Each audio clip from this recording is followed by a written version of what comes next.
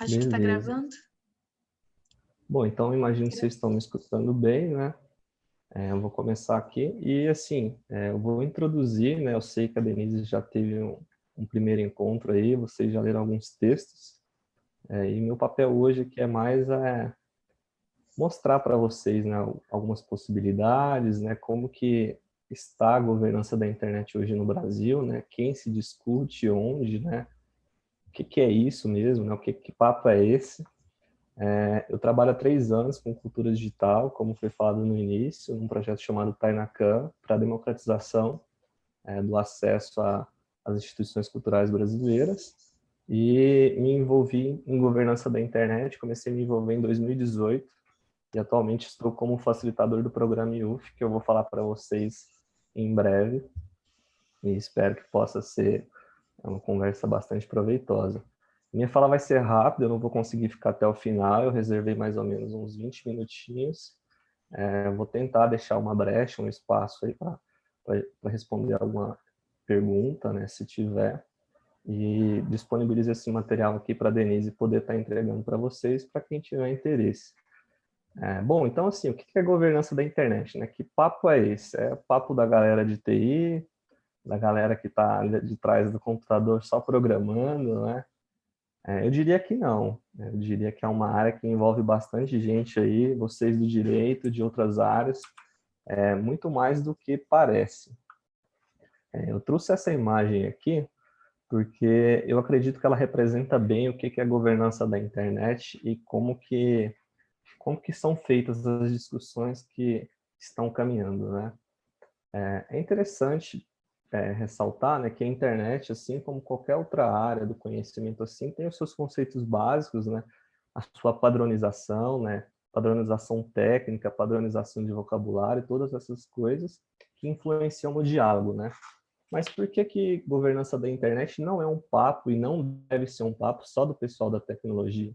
Porque a internet, assim como qualquer outra área, né, do conhecimento, assim, na maioria das vezes, né, é uma área mista, né? A internet é descentralizada, a internet é composta de gente da cultura, de gente da educação, da área do desenvolvimento, e por que não a discussão sobre a internet, né? Sobre como ela deve funcionar, quem ela deve atender, né? O que não deve ser feito, né? E por aí vai. Então, aqui retratando a construção, né, de um edifício, na parte inferior a gente tem a representação aqui da padronização, né, dos aspectos técnicos que fundamentam a coisa. E se vocês forem observar, por exemplo, direitos humanos está lá em cima, o lado cultural, né, a economia e por aí vai. E aqui na esquerda tem o nome de algumas instituições, né, que pautam esse diálogo, essa conversa, tanto a nível nacional quanto internacional. Mas, assim, quem faz a internet acontecer, né?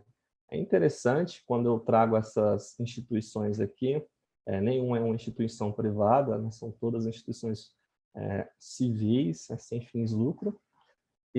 Porque, por exemplo, no Brasil a gente tem o Comitê Gestor da Internet, né, que promove, que fomenta toda essa discussão, que é financiada pelo NIC-BR, né? O NIC-BR é a instituição que fica responsável pelo registro dos domínios, né? Todo site que termina com .br vai pagar R$ 40 para o NIC, que é uma instituição sem fins lucrativos, e a partir desse dinheiro, né, dessa arrecadação, é que é financiado toda essa discussão, é financiado o programa IUF e tantas outras iniciativas. O IETF, né, é uma instituição que busca, né, discute a padronização no aspecto técnico, né, então uma analogia bastante interessante aqui por exemplo, a gente sabe que iPhone tem uma padronização para carregador, enquanto que os celulares Android têm outra. Isso, claro, tem uma discussão de patente, de propriedade intelectual e toda essa coisa, mas pensa se a internet não existisse uma padronização, né? Como que ficaria a conexão da internet brasileira com a internet dos Estados Unidos, com a da África, com a do Japão? Como que seria possível interligar tudo, né? Aqui à direita a gente tem a ICANN, que é a instituição que lembra, né, um pouco do exercício do NIC-BR hoje no Brasil, só que a nível internacional, juntamente com a IANA, né, eles vão coordenar todo o processo de registro de domínios que terminam com .com, com .org. Então, basicamente, aqui vocês já perceberam que o que fomenta essa discussão são esses registros de domínio, né? Ninguém consegue pôr um site, publicar um site assim hoje sem registrar um domínio, né? Claro que tem algumas exceções, mas você ter direito a um nome, você tem que pagar por aquilo ali, não é só publicar e por aí vai, né? E também tem o W3C, que é a instituição que vai discutir os aspectos de padronização no que tange a conteúdo, né? A própria linguagem de programação, né? O que atende, o que não atende, o que é específico de cada uma. E, por último, a gente tem a Internet Society, aqui no canto inferior direito, que é a instituição que fomenta toda essa discussão e propõe algumas aplicações, né? Beleza, uma vez entendido, né, com quem faz a internet acontecer, eu diria, assim, que não são só essas instituições, que fique claro, porque vocês devem estar se perguntando, né, mas e a Oi, e a Claro, e a NET, né? Essas são instituições que fazem a internet acontecer, mas numa perspectiva privada, né? Então, cabo submarino, antena e todas essas coisas, né? E essas instituições aqui são de fomento ao estudo, à discussão e à própria padronização. Mas, Caio, não entendi muito, são várias instituições, a internet você já falou que é algo descentralizado. Como é que funciona isso, né? O que, que realmente é a governança da internet? Se fosse para a gente resumir assim, o que, que é a governança da internet, seria o exercício, né, o esforço em conjunto dos diferentes setores da sociedade para discutir e trazer suas demandas, seja numa perspectiva nacional, continental ou internacional, né, envolvendo todos os países, que existe, eu vou mostrar para vocês mais à frente. Então, são essas instituições, né, esses setores da sociedade que vão se juntar e vai discutir como deve ser esse padrão, como que ele deve funcionar, o que ele atende, o que ele não atende. E aí, fruto dessa discussão, né, a gente hoje já tem a Lei Geral de Proteção de Dados, a Autoridade Nacional de Proteção de Dados, o Marco Civil da Internet, né, a Lei Carolina Dickmann e todas essas coisas que foram fruto dessas discussões, né? Porque, assim, é interessante ressaltar que, embora a gente tenha, né, essas instituições aqui, o CGI, o NICBR no Brasil especificamente, eles não ditam regras, né? Então, assim, o CGI, ele faz recomendações. Toda essa discussão que existe hoje em torno da internet, ela é fruto de consenso, né? Então, por exemplo, o CGI, ele é composto por diferentes cadeiras representando os diferentes setores da sociedade. Então, hoje você tem X cadeiras para quem é do governo, X cadeiras para quem é da área da ciência e tecnologia, X cadeira para quem é do terceiro setor, e todas as decisões, né, todas as recomendações que são feitas, né, para o futuro da internet, para modelar a internet, né, como vocês viram aqui nessa definição aqui, né, que moldam a evolução e o uso, são feitas com base no consenso, né? E por isso que é interessante que essa discussão não fique apenas reservada, né, para essa galera da tecnologia, porque pensa você tratar de jurisdição, um software que é produzido num país, opera em outro e o usuário está em outro. Como é que julga um caso desse na justiça, né? A quem eu recorro, a quem eu peço os dados? Tudo isso é pensado, né? Tudo isso é pensado e deve ser pensado quando a gente discute governança da internet, porque a internet ela é descentralizada, é um espaço democrático, né, na maioria das vezes, tem as suas exceções, tem as suas regras, né, dentro de plataformas específicas, mas são essas preocupações que a gente deve levantar e tomar o espaço, porque é uma discussão coletiva, sabe? Então, eu representando a área da cultura, eu tenho que pensar na internet enquanto um espaço de democratização do acesso ao conhecimento, à cultura nacional, quem é do direito, os aspectos jurídicos da situação, né?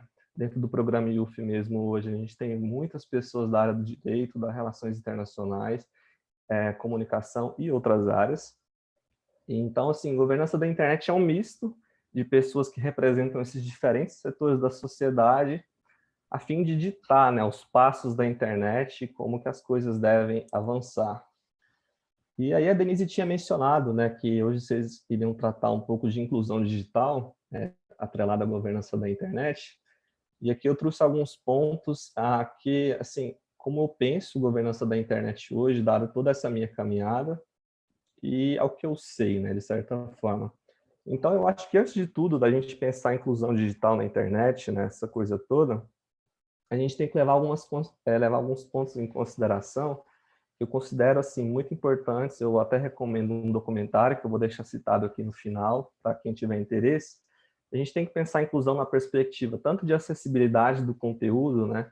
Então, se é um material, se é uma imagem, ela tem descrição daquela imagem, se é um vídeo, tem audiodescrição, e por aí vai, né? E também a garantia do acesso, né? Como é que você garante acesso para crianças em período de pandemia no Brasil? A gente viu o caos que virou, o caos que está, né? E mais do que garantir, né? Garantir qualidade desse acesso, né? Porque uma coisa é você colocar um celular com um pacote de dados na mão de uma criança, e outra coisa é essa criança ter qualidade de acesso suficiente para participar de uma aula com qualidade, né?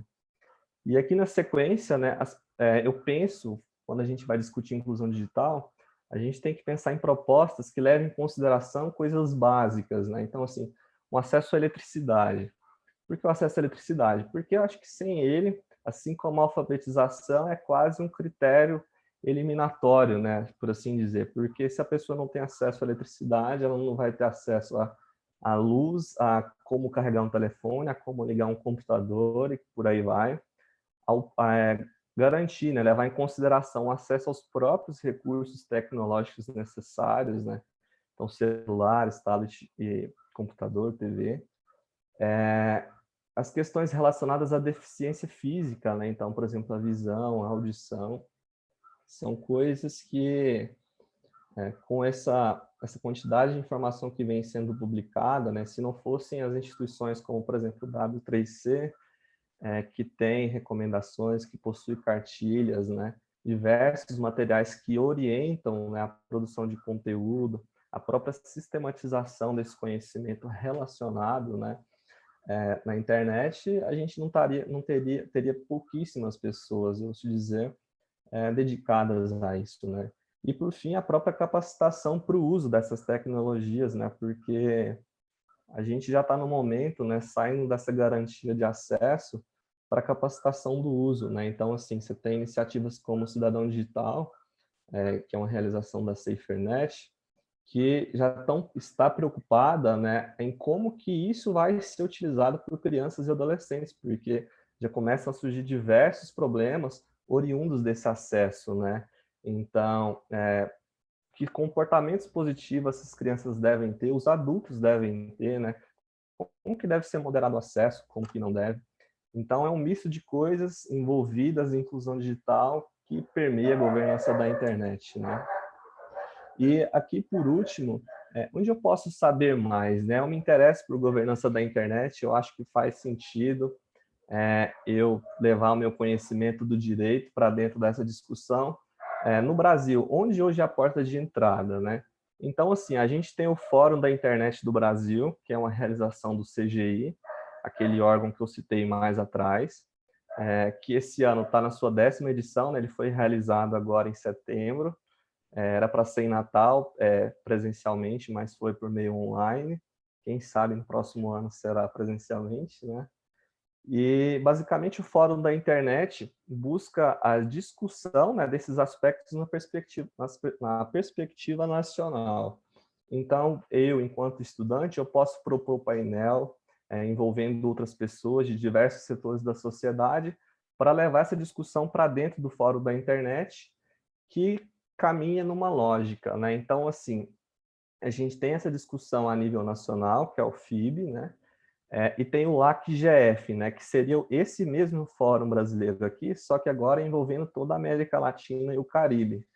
Então, o Fórum na Internet do Brasil, ele acontece mais ou menos em setembro de cada ano, e o LACGF no meio do ano.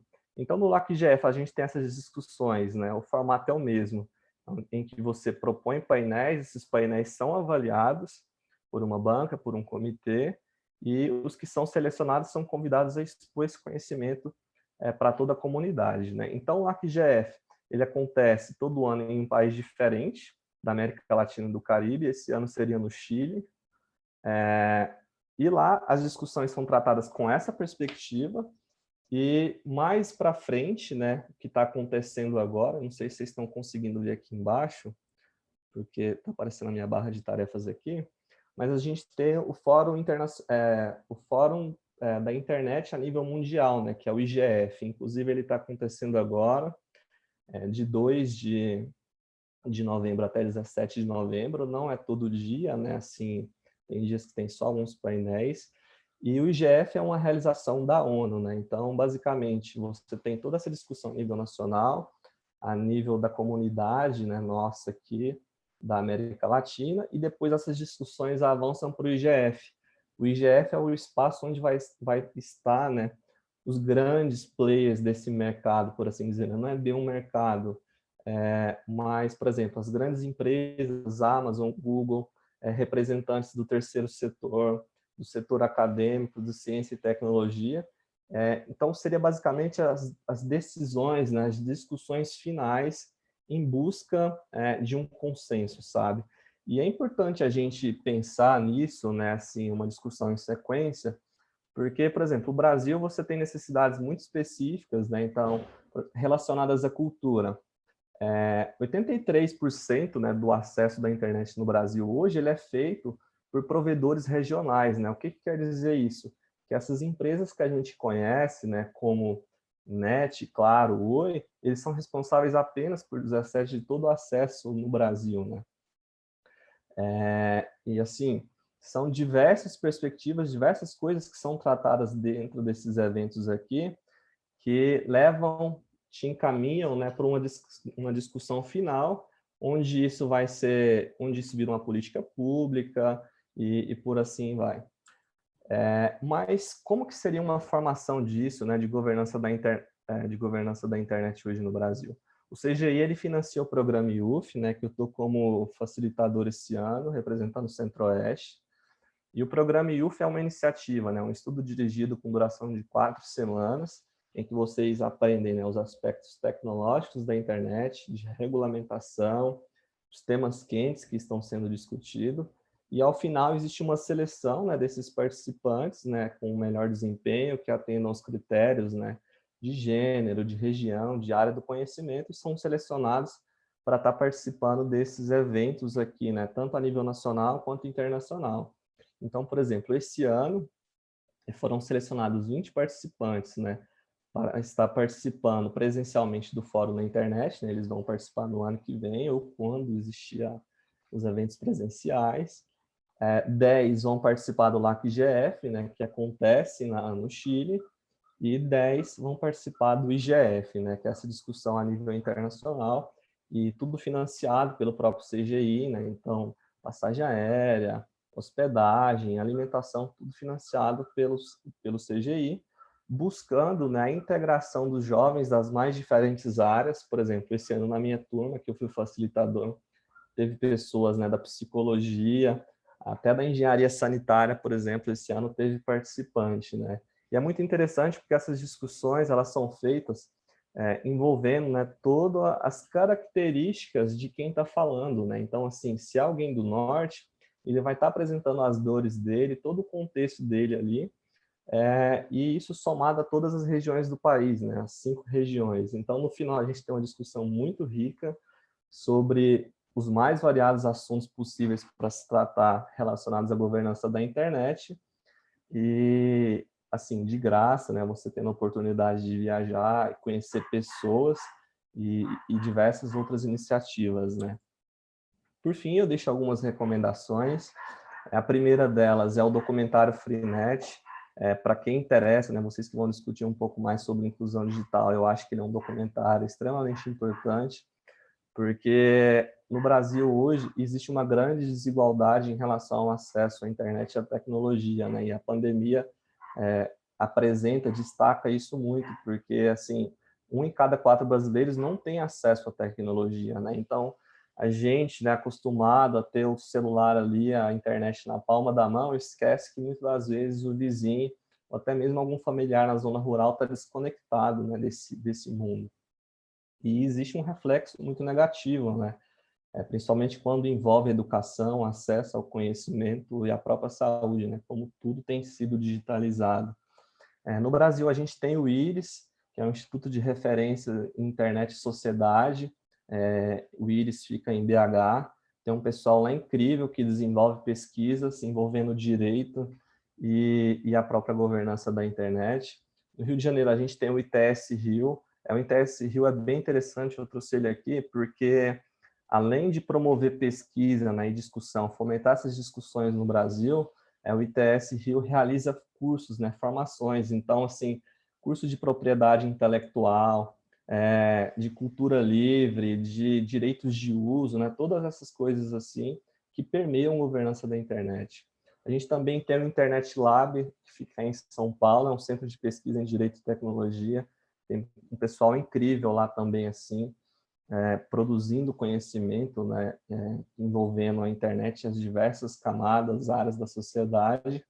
Próximo da gente é que a gente tem o LAPIM, que ele surge dentro da UNB, é um laboratório de políticas públicas e internet, tem um pessoal muito bacana lá também, e que eu conheço é a única entidade, né, a única instituição que está discutindo governança da internet numa perspectiva de pesquisa, de produção, aqui do Centro-Oeste. Eu deixo também aqui como recomendação uma cartilha de princípios de governança e uso da internet no Brasil, promovida, né, idealizada pelo CGI. Então, você vai ver todos os aspectos que o CGI elenca, né, que são principais, essenciais para discutir governança no Brasil, porque a gente sabe também que existe a cartilha lá, né, com os objetivos da ONU, toda aquela coisa que dialoga, em alguns momentos, com governança da internet. E, por último, tem um livro, né, que é uma introdução à governança da internet, do Jovan. É um livro fantástico que vocês vão encontrar aí na internet. Por último, eu gostaria de agradecer, eu sei que foi uma fala bem breve, eu estou aqui nesses contatos, né, no Telegram, e gostaria de convidar vocês também para um grupo que existe no Telegram, chamado, esse nome aqui, IG Brasil. É um grupo idealizado pelo Gustavo, uma pessoa aí lá representando o Acre, que está discutindo, que está nessa roda já há um bom tempo. Basicamente, o Gustavo ele reúne essas oportunidades, né, sejam de eventos, de submissão de papers, de eventos presenciais e até de vagas, né, relacionadas à governança da internet, porque a gente sabe que depois da Lei Geral de Proteção de Dados, né, está existindo uma busca, né, por profissionais capacitados que conhecem dessa lei, e de tantos outros diversos aspectos, né? Eu gostaria de ressaltar, né, assim, que assim como a internet é livre e descentralizada, assim deve ser a sua discussão. Então, quando você entra, né, quando você faz parte dessa roda, você está contribuindo para uma internet cada vez melhor, né, por assim dizer, ao menos se esforçando, né? Então, seja eu representando a área da cultura, a vocês representando a área do direito, regulamentação, toda essa coisa, é o que faz a internet ser um espaço saudável, né? Ao menos uma tentativa. E por último, eu gostaria de reservar um espaço aqui para caso tenha ficado alguma dúvida, né? Eu ressaltei mais principalmente as recomendações ao próprio grupo no Telegram, porque eu acredito que é uma porta de entrada para vocês aí, né, que estão fazendo parte da LAAGE e que estão começando nessa discussão aqui, né, representando Goiânia e o nosso próprio Goiás, né. Gente, foi um prazer, obrigado, estou aberto aí. Obrigada, Caio, aí, pelas contribuições. Eu até fiz umas anotações aqui, anotei um questionamento, mas quero observar antes se tem alguém que quer fazer algum apontamento ou algum questionamento.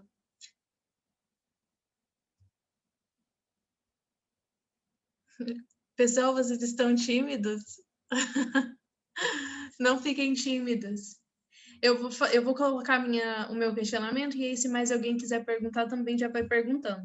Enquanto você falava, eu fiquei pensando, principalmente quando você colocou lá os tópicos que você considera os 3 tópicos principais para uma inclusão digital, eu fiquei pensando na questão dos algoritmos. E aí eu anotei aqui, se os algoritmos mais ajudam ou mais prejudicam a acessibilidade de conteúdo.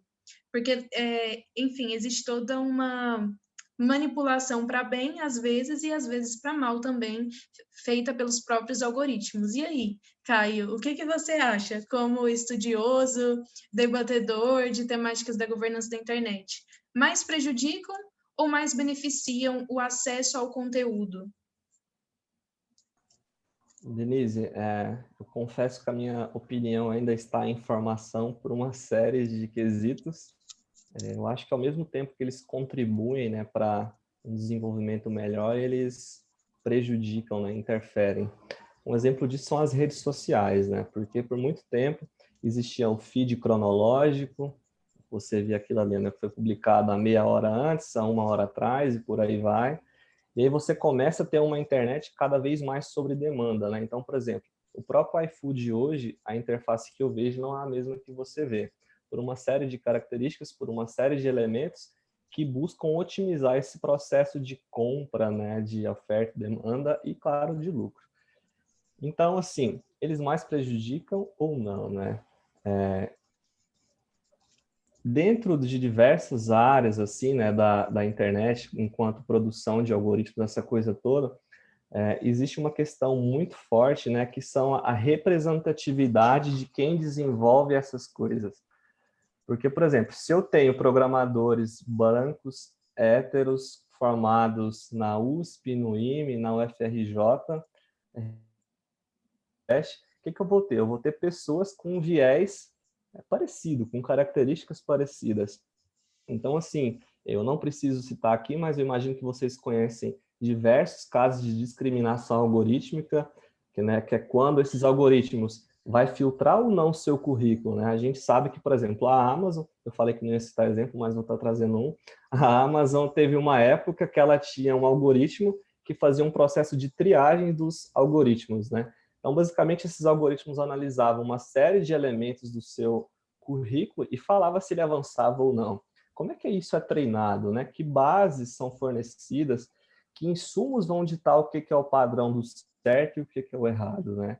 Então, assim, os algoritmos, ao mesmo tempo que eles ajudam a gente a chegar a tempo num cinema, num encontro marcado, eles também vão interferir no que você vai ver, como você vai ver aquilo ali e o que é aquele que você não vê. Então, assim, a gente tende a ver cada vez menos coisas que contrariam as nossas opiniões, principalmente dentro das redes sociais.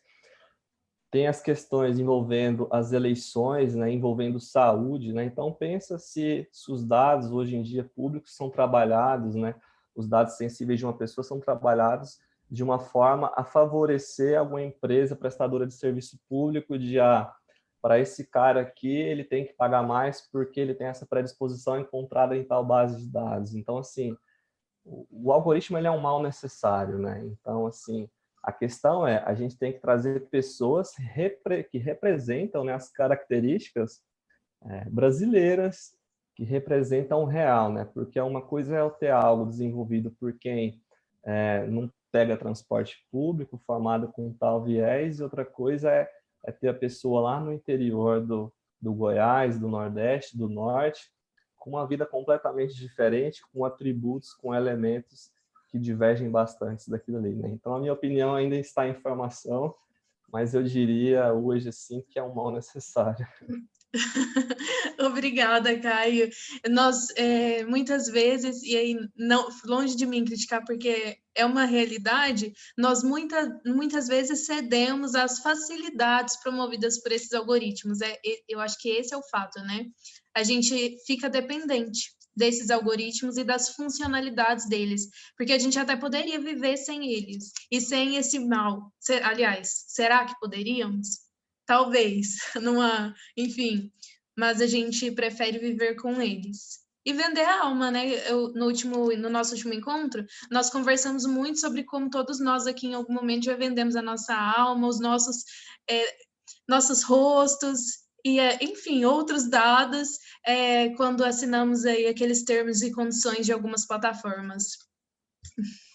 Assim, eu falo que eu costumo brincar que a minha alma, nem se eu voltar em quantas vezes for minha alma digital, acho que ela não limpa mais nunca, sabe? Porque na internet você nunca sabe onde você está deixando o rastro, né? Então, por exemplo, no próprio Instagram, né, que tem feito cada vez parte do nosso dia a dia, o Instagram teve uma época que o Facebook, como grupo, divulgava pesquisas relacionadas às características desses usuários e da própria dinâmica que envolvia eles. E teve uma época que o Facebook soltou que, por exemplo, pessoas que têm um feed mais azulado, mais escuro, têm mais características, têm mais predisposição para o desenvolvimento de transtornos relacionados à depressão. Então, pensa se seu plano de saúde, quando você vai contratar, deixa eu ver o feed daquele cara ali, entendeu? E aí? São 150, 300 reais cada consulta, né? E a Michelle, alguém falou aqui, não sei, Michelle, acho que foi, sobre as viagens, né? Então, assim, será que o Instagram, o Facebook, ele sabe para onde eu quero ir, né? Assim, ele tá parecendo que tá ditando as coisas que aparecem, né? É mais o seu comportamento em relação à busca nessas coisas assim que ditam o que é que vai aparecer, né? Então, não precisa necessariamente de você buscar por passagens para Punta Cana, né? Mas você começa a buscar sobre o Caribe, melhores destinos para julho, são coisas que produzem insumos para esse mal necessário que são os algoritmos, né? Porque não dá para você imaginar uma vida hoje sem o algoritmo de recomendação do Netflix, do Spotify e de tantos outros, né? É isso. Alguém mais quer fazer alguma pergunta, algum questionamento? Algum apontamento também?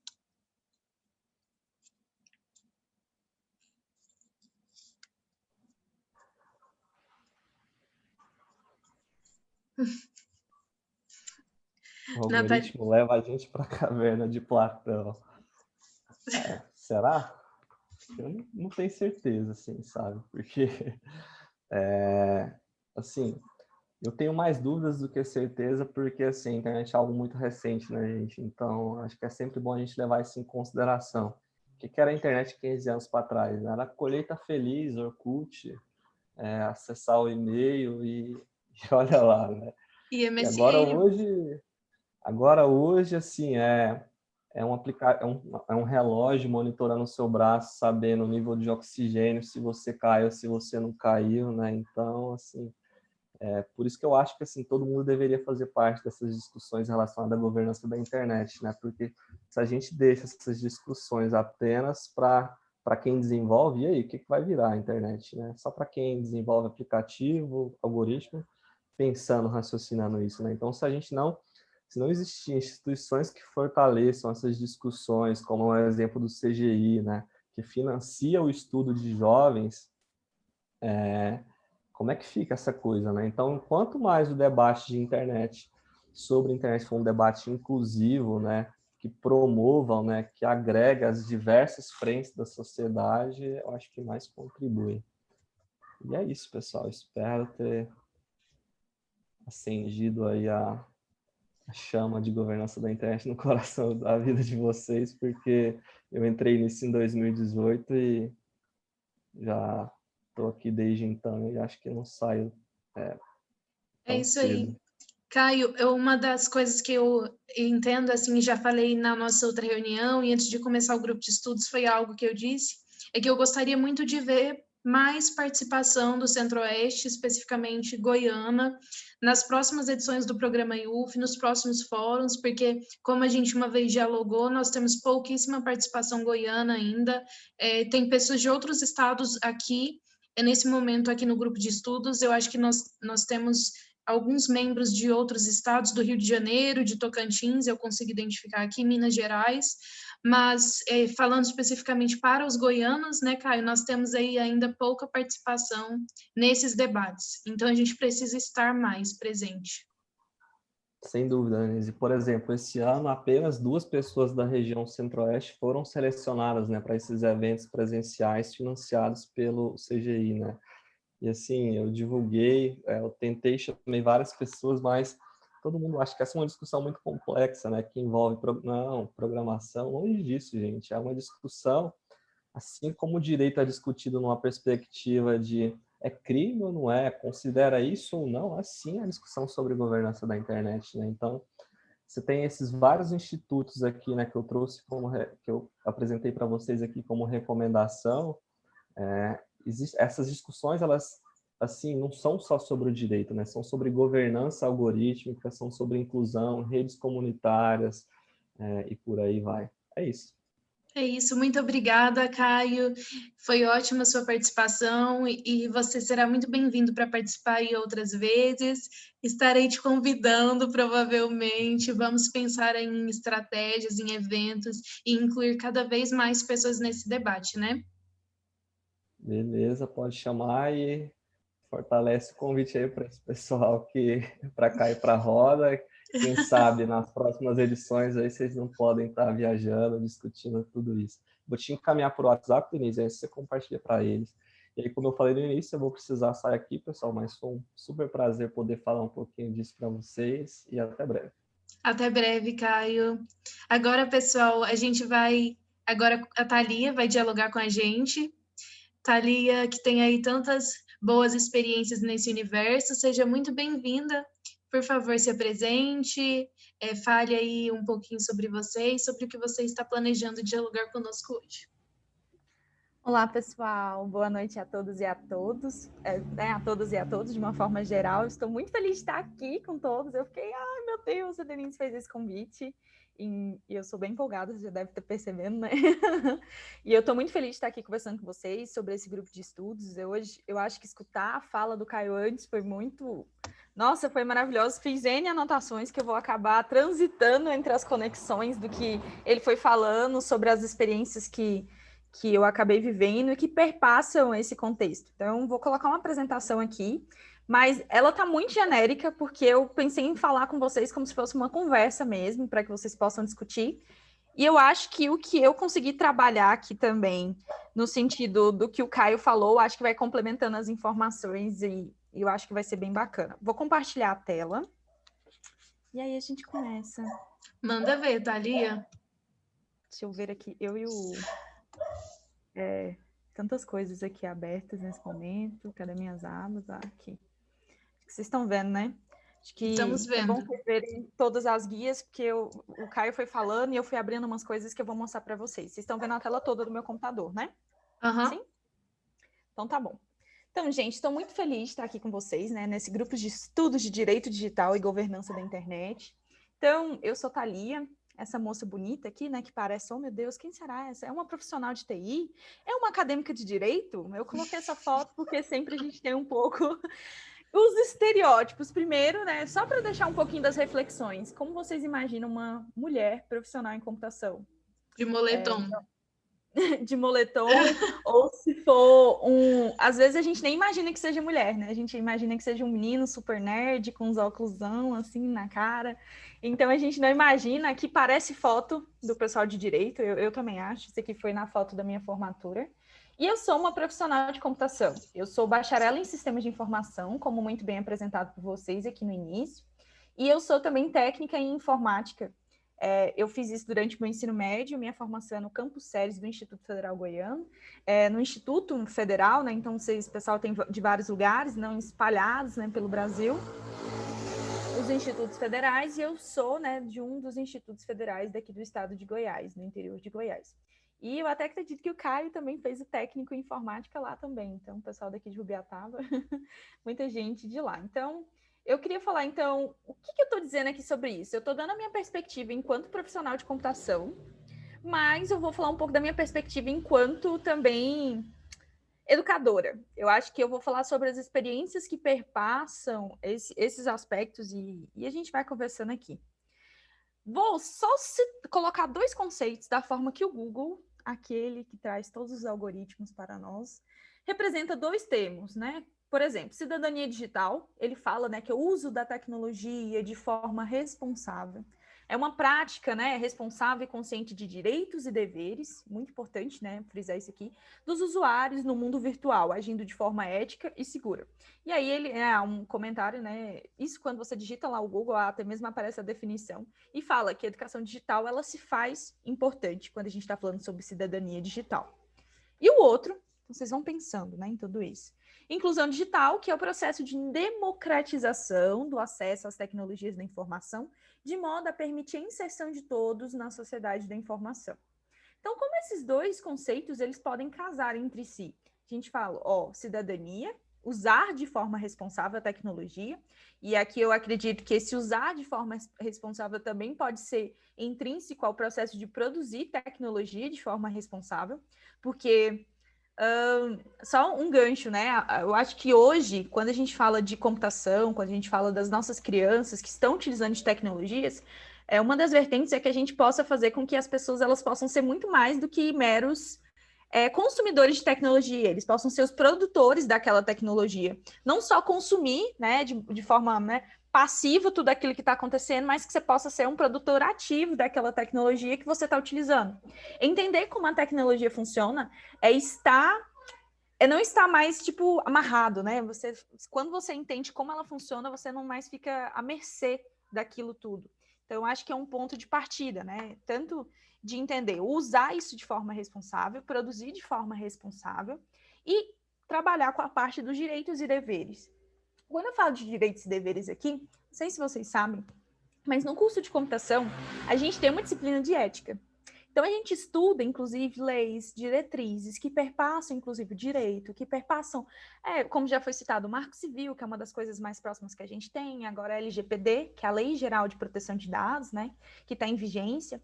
Então, e que demorou todo esse tempão, né, para que falasse, de fato, agora vai, aí agora foi, né? Então, a gente está em 2020 para ver a LGPD tá acontecendo, começando a se desenrolar, de fato. Então, quando a gente fala lá no curso de computação, a gente tem uma aula de ética em computação, quais são os deveres, por exemplo, de pessoas programadoras, eu acho que a gente entende o quanto isso é importante. Imagine só um estudante de computação, que o objetivo, né, das universidades, formar profissionais para o mercado de trabalho. E o que você aprende, Thalia? Você aprende a fazer site? Sim. Você aprende a fazer aplicativos? Sim. O que mais que você aprende? Você aprende sobre estruturas de dados, umas coisas doidas, né? Inteligência artificial, desenvolvimento de jogos, enfim. Todas essas partes técnicas. E aí existe um momento onde é dedicado a quê? A trabalhar contigo sobre ética. E sobre como que você deve se portar como um profissional desenvolvedor dessas aplicações e como que isso é tão impactante. E essa ética, ela é tão importante porque ela pode perpassar a parte de... Por exemplo, você pode construir um site e, querendo ou não, você que é a pessoa que entende de como você está fazendo aquilo ali por trás, que você está programando, você pode roubar das pessoas. E ninguém provavelmente vai saber. Imaginem só. Imagine, por exemplo, se uma pessoa que é programadora, desenvolvedora, ou que tem acesso aos sistemas de informação de grandes bancos. Já deve ter ouvido essa história. Se você tirar 1 centavo de cada conta, você tem acesso a poder fazer isso. Muitas pessoas têm esse tipo de acesso. E você, enquanto pessoa profissional de tecnologia da informação, você pode fazer isso? É claro que a gente está dando um exemplo aqui totalmente errado, mas às vezes a gente tem que tomar muito mais cuidado além desses tipos de situações errôneas, mas como a gente deve se portar. E aí, nesse contexto, voltando aqui na parte da inclusão digital, que eu vou relacionar, com a parte da educação e essa parte de inclusão aqui, como que a gente pode prover para que mais pessoas possam ter esses tipos de acesso sobre a tecnologia. Então, já que é um direito e um dever, né, utilizar a tecnologia, utilizá-la de forma responsável, como que a gente amplia isso para as pessoas? E a gente amplia isso para as minorias, que a gente costuma dizer, né? Para aquelas pessoas que não têm acesso, que não têm capacitação. E aí eu vou até voltando aqui nos meus rascunhos de uma forma geral. O Caio falou sobre 3 coisas interessantes, né? Que é a parte da acessibilidade, da garantia e da qualidade. E aí, ele falou lá dentro, por exemplo, quando ele estava falando de inclusão digital, ele falou de um tópico que foi a parte da capacitação. Então, como que a gente pode capacitar as pessoas para que elas possam ter acesso a tudo isso? Como que a gente pode fazer com que as pessoas usem a internet, por exemplo, de forma segura? Que é um ponto importante, que, né, já foi mostrado com todos aqueles órgãos, e eu vou mostrar umas coisas para vocês aqui. Então, como que a gente pode inserir as pessoas, né, todos, todas, todes, como a gente sempre espera, né? Colocar todo mundo nesse eixo, porque a gente... É até clichê dizer, mas não há volta. Eu acho que, principalmente agora, depois nessa situação da pandemia, não vamos voltar ao que era antes. Não há um retorno ao passado, não há um retorno de como era. A gente é novo. Eu acho que a gente, não pode entrar no mesmo rio 2 vezes, porque o rio mudou, gente. Não é o mesmo rio. Tudo já mudou agora, já diziam os filósofos aí, mas a gente não vai voltar para aquele passado. As tecnologias, elas estão presentes aqui agora, no sentido de que isso vai ser a nova realidade. E eu acho que, ao mesmo tempo que atrai, ele afasta, e ele expõe de uma forma assim... Acho que o Caio até mesmo falou, ele expõe como se fossem os contrastes da nossa sociedade de uma forma assim escancarada, né? Como que a gente tem... eu vivo falando que são frequentes tapas na cara que eu venho levando de ver como que a tecnologia não é para todos, no fim das contas, porque você não está garantindo acesso para todo mundo. Mas bem, vamos falar disso aqui agora. Vou comentar aqui, então, sobre 3 experiências principais, e eu vou intermear no que a gente estava falando, sobre a importância, quando a gente está falando, então, sobre isso. Quando a gente fala, então, no sentido Lia, de... deixa eu te Oi? interromper só um minutinho. Tem um retângulo cinza na frente. Tá aparecendo para vocês também, pessoal? Na frente do... Sim, tá aparecendo. Agora saiu. Agora saiu. Eu acho que eu já sei. Eu acho que é a fotinha de vocês. Eu acho que quando fica o negócio do zoom, quer ver? Aí eu não vejo mais vocês e aí ele não tampa, né? Entendi, mas você escreveu só do lado branco o conteúdo? Foi. Então não tem problema ficar desse outro lado que você colocou agora, né? Que aí eu gosto de ver vocês para me sentir falando sozinho. Para saber se a gente está prestando atenção nela. Não, é porque é muito ruim. Eu gravei aula esses dias para os meus estudantes, eu estava dando aula EAD, e aí eu gravo aula sozinha, conversando com o computador, e aí é uma situação horrível, porque você não sabe o que está acontecendo. Não, pode mandar a bala aí, tá? A gente vai ficar aqui te fazendo companhia. Tá bom. Vou falar, então, 3 coisas sobre essa questão da capacitação, e aí eu vou falar sobre coisas que eu venho desenvolvendo durante os projetos, durante a graduação, principalmente, que eu acabei desenvolvendo em algumas situações. Primeiro, eu faço parte de um projeto, que é o projeto Meninas Digitais no Cerrado, que ele visa o empoderamento feminino de meninas e mulheres na ciência e tecnologia de uma forma geral.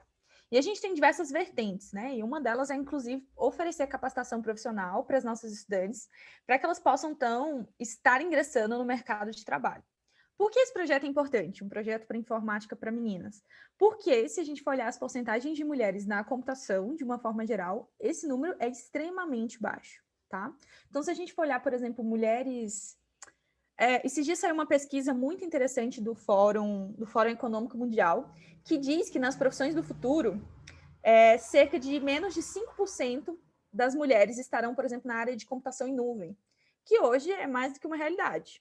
Computação em nuvem hoje, eu acho que é o que a gente está vivendo. Computação em nuvem, está tudo na nuvem, de fato, né? Na nuvem que é algo, não é uma nuvem de verdade, que está lá no céu, que a gente não sabe onde os dados estão transitando. Enfim, é uma... Gente, eu acho que a computação, às vezes, ela tem umas coisas que é mais filosófico do que outras áreas de conhecimento, porque parece que está lá, né? Não está lá onde? Está na nuvem. Enfim, mas 5% das mulheres vão estar nesse setor. E é um tipo de profissão assim, nesse relatório do Fórum Econômico Mundial, ele fala, né, que a gente vai demorar, a gente não vai estar vivo para ver, por exemplo, as questões de equidade de gênero, a gente não vai estar vivo para ver o mundo ter paridade, por exemplo, seja salarial, política, nas profissões. Então, esse relatório é bem interessante. E aí, voltando ao contexto desse projeto, né? Então, a gente acaba incentivando para que mais meninas possam entrar na computação. Então, volta lá atrás, né, quando eu falei do perfil de profissional. Então, muitas das meninas não têm interesse em ingressar por essa área. E se nós não temos... gente, são muitas situações. Primeiro, no Brasil, até 2024, faltarão 420 mil profissionais de tecnologia da informação capacitados. Nós não conseguiremos suprir essa demanda. Isso é uma realidade, é uma pesquisa da Brascom. Faltarão 420 mil novos profissionais.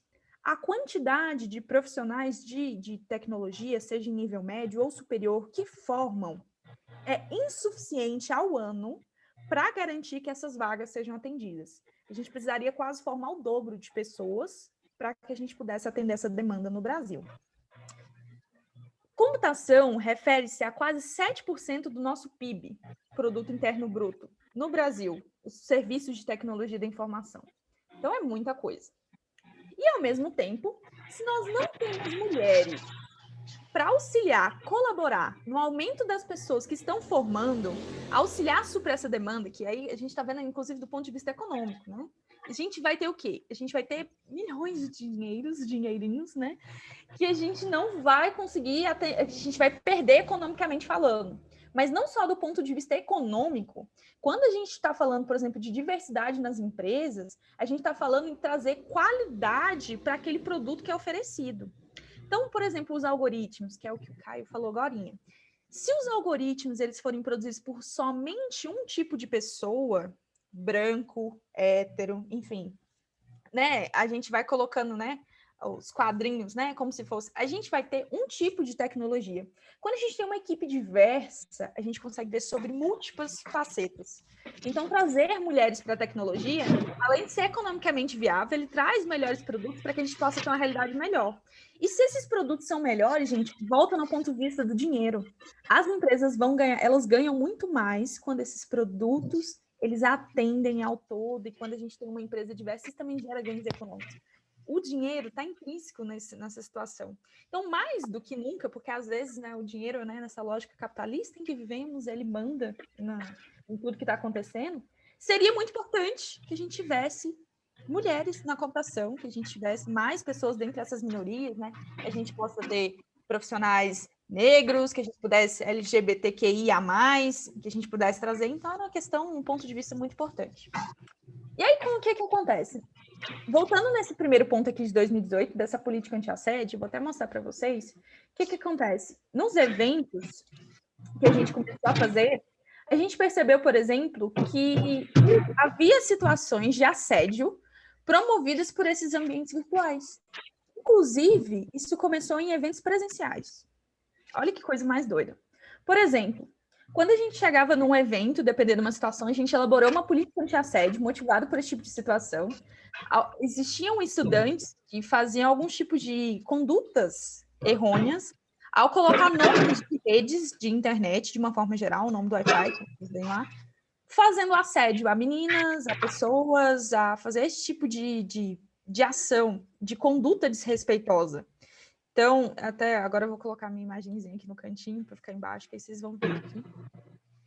Esse aqui é no nosso site, aqui lá é uma política anti-assédio que a gente construiu para tentar reportar e diminuir situações nesse contexto, que muitas vezes são propagadas no ambiente web, de assédio fotográfico, há tipo de intimidação também, que pode ser feita de perseguição pelo ambiente virtual. Então, volta lá naquelas leis, como por exemplo a Lei Caroline Dickmann, que já foi falada, que podem ocorrer.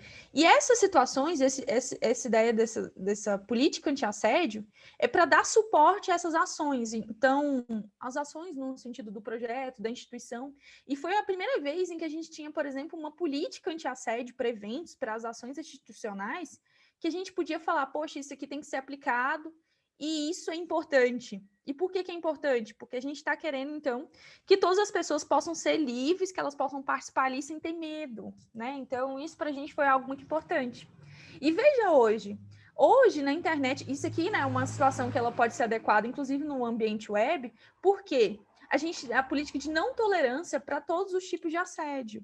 E o ambiente web é uma situação de que pode promover vários tipos de assédio. Pois bem, deixa eu voltar aqui. Então, essa política de assédio motivou o entendimento sobre os assédios que podem ser perpassados, inclusive no ambiente virtual. Então, entender mais sobre isso. Então, quando eu comecei a estudar um pouquinho.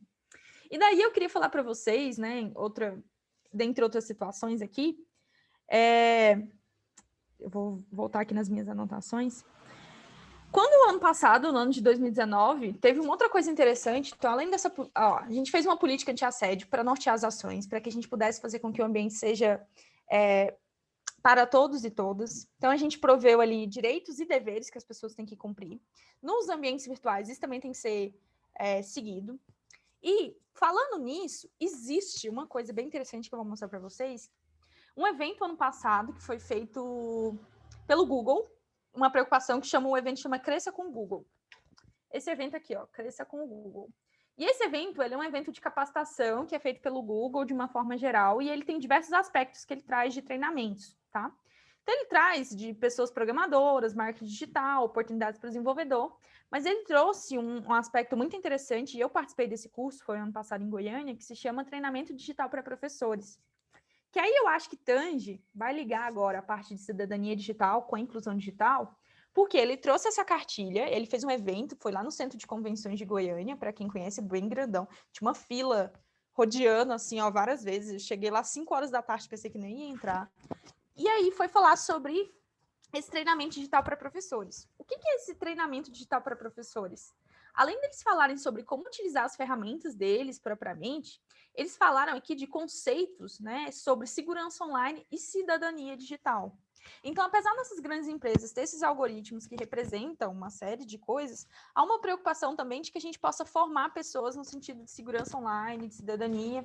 E eles entregaram essa cartilha. Eu acho que tem o link dela na internet, depois eu vou mandar aí para vocês um monte de link que eu tô falando aqui, mas falava algumas frases, ó, inteligente, atento, forte, gentil, corajoso. Eu acho, não, e para mim essas frases, seja incrível na internet, era o que ele deixava, seja incrível na internet.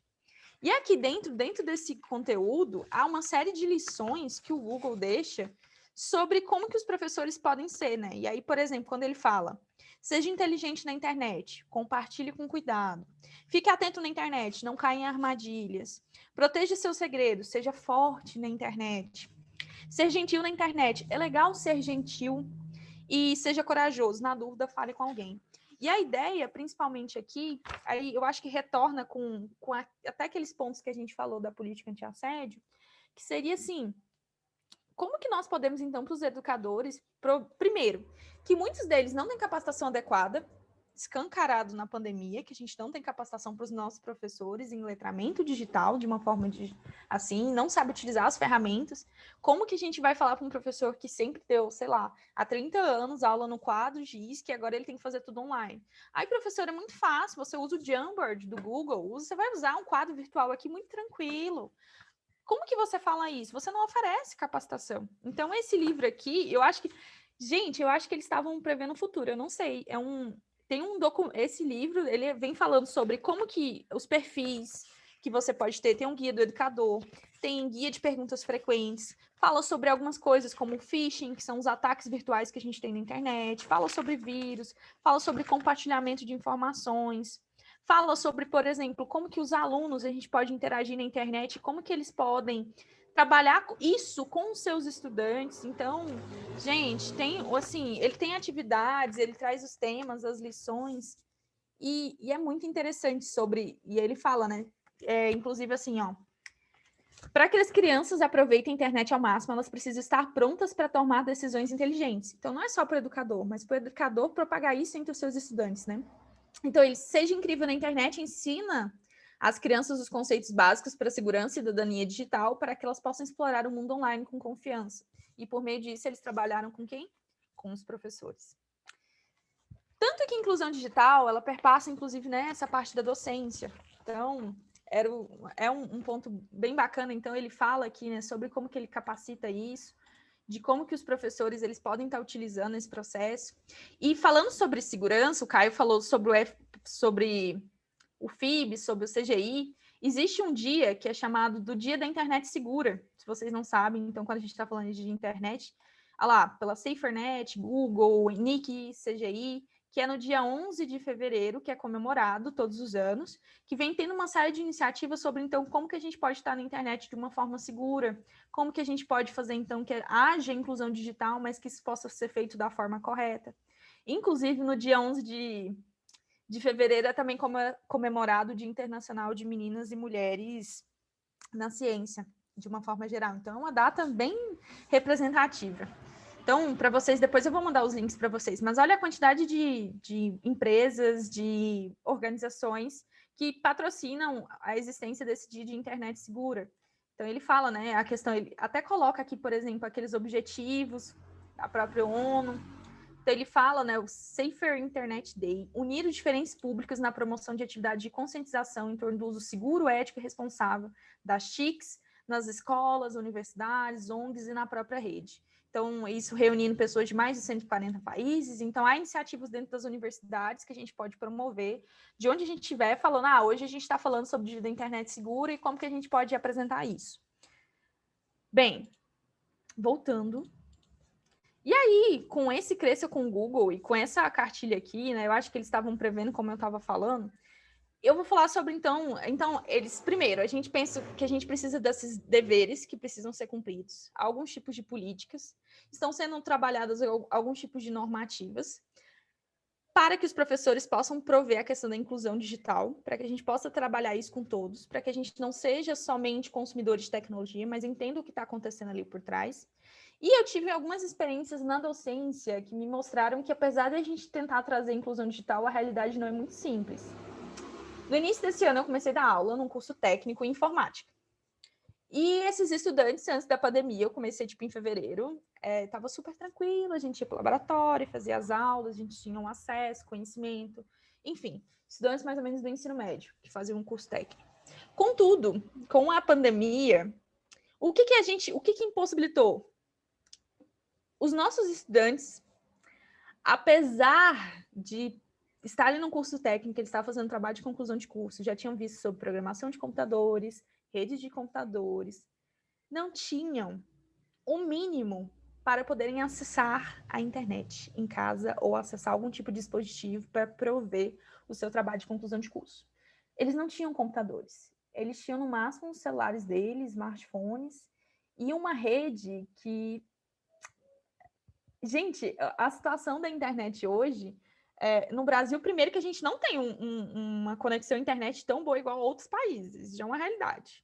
Com a pandemia, a largura de banda, a quantidade que estava sendo transmitida disponível, já caiu um pouco. Vocês percebem que está um pouco mais estável. Está todo mundo utilizando o tempo inteiro. Se você colocar o teu irmão para assistir live, você vai estar fazendo uma aula e todo mundo ali ao mesmo tempo, você já vai sentir uma instabilidade. E esses estudantes não tinham o mínimo. Eles não tinham internet em casa. Então, onde que eles tinham acesso a computador e internet? No curso. O curso passou a ser online. Ele só virou. Gente, a partir de semana que vem, o curso de vocês é online, porque vocês precisam atender datas, vocês precisam atender cronogramas, e é assim que funciona. Então, o que acontece? Os desafios que a gente tem que pensar aqui, pensa comigo, como que você pode, então, trabalhar a questão de inserção das pessoas no contexto digital, onde você não tem o mínimo para poder para prover isso para as pessoas. Como que você diz para o seu estudante, olha, você não pode cair em... Por exemplo, você está ministrando uma aula e você fala para ele, você não pode cair em phishing, você não pode cair em algum tipo de vírus, você usa a internet segura assim, você não pode compartilhar assim, sendo que muitas das vezes eles nem têm aquele... Professora, eu não tenho internet em casa. Professora, eu não sei do que você está falando, porque eu não tenho computador, então essas coisas não acontecem comigo. Então, essa parte de inclusão digital, ela também, ao mesmo tempo que a gente precisa trazer mais pessoas, a gente escancara que, para prover inclusão digital, a gente há uma série de dificuldades no nosso país.